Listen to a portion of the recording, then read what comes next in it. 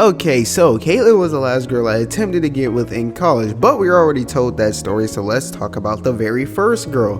The very first girl I tried to get with in college was a girl we are gonna call Lacey, and I'm gonna start this out with a description. Okay, so this girl Lacey was a unicorn when it comes to looks. Now, there are cute girls, hot girls, sexy girls. Some say bad as hell, some say drop dead gorgeous. This girl was all the above. Shawty was a unicorn, and I figured this girl was some kind of athlete with her figure because most athletic, but with that being said, most athletic girls do not have huge asses, but hers was a sight to see, plus the fact she is one of those girls who is cute by consensus. So this was one of two unicorns I've actually talked to, and there's a reason why this girl did not get her own video. So after a week of class, I'm like, dude, this girl is too bad. I'd rather get rejected than live with the I should have tried to get her number scenario. So one day I fill her out and I realize she actually does speak because she was super quiet. She actually did not say one word except for the one time the teacher called on her on the first day of school.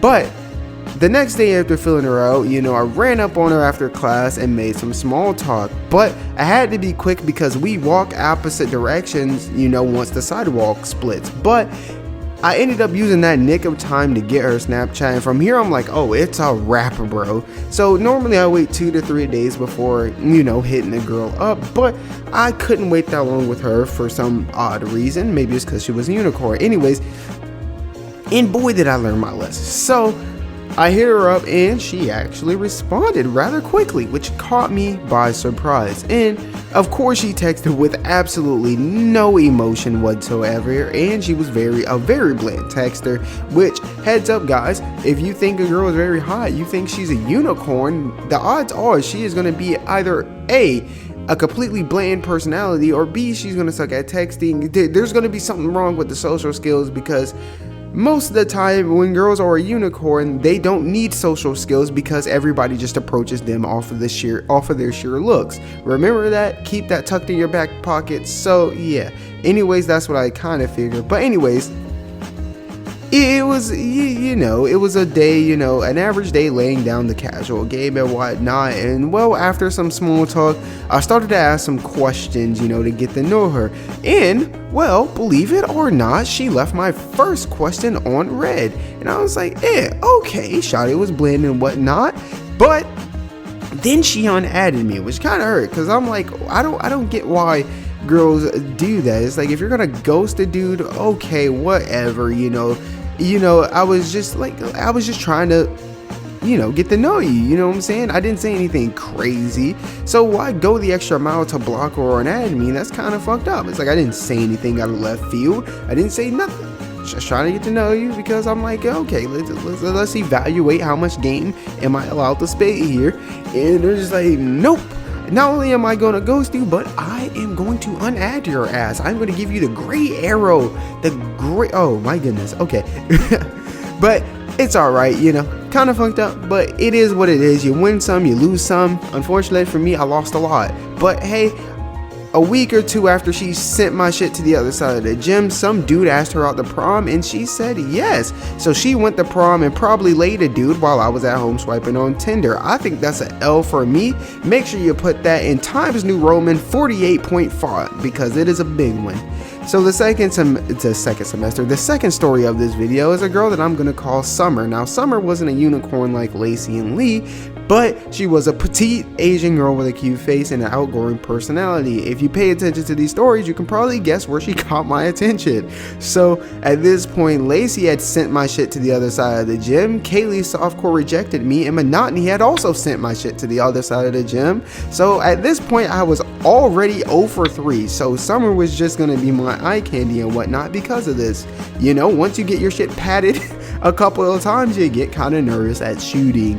But anyways, in college, when you take science classes, your labs are kind of a after school event. Like, basically you go to class twice on that day, but you only have labs once a week. Ours was on a Wednesday. And well, you will never guess who decides to sit right across from me in our lab class. Summer. Woo! So she starts talking to the group that eventually forms around us at this table, and she's like, holy crap, you guys are cool. And she starts passing her phone around to trade snaps. Now at first I was like, all right, I don't think I should get involved in this. I think she's gonna skip me. I don't want to seem weird and be like, oh yeah, give me that phone, shawty. But as soon as I think that, she slides her phone directly across the table to me, and I'm like, okay, I mean, all right, I'll add it. And so I added, and I was like, all right, cool. I'm not finna hit this girl up, because if my shit gets padded again, I'm gonna be a little sad. I'm gonna be a little sad boy. Go see it on Instagram. But after a while, I eventually get a message from Summer, and she's like, hey, I missed class, what did I miss? Is there any homework, yada yada?